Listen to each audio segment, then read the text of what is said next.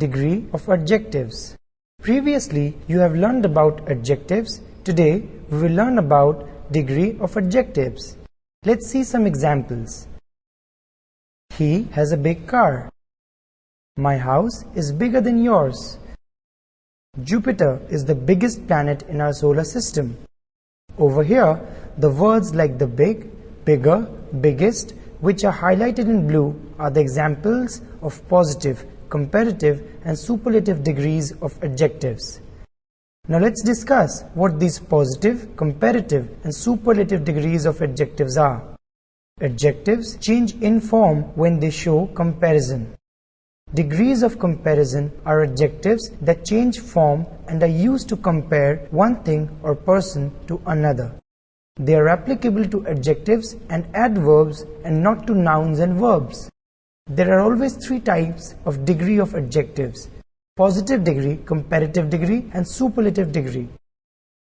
So what do we mean by positive degree of adjective? The positive degree of an adjective is in comparison of a simple form. It is used to denote the existing state of a person or thing and is used when no comparison is made. Here are two examples which will give you a clear idea about the positive degree of adjectives. John is a very tall guy. The train runs fast. Now, let's talk about comparative degree of adjective.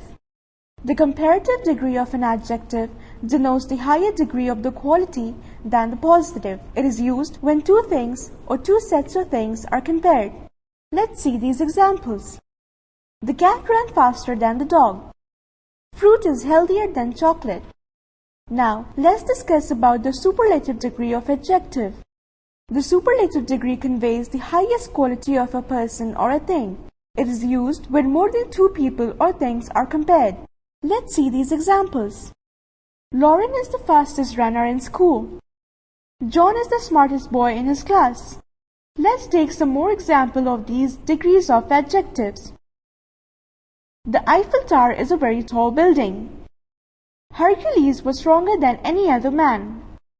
The Empire State Building is the tallest building present in America. Let's do some activities on degrees of adjectives now.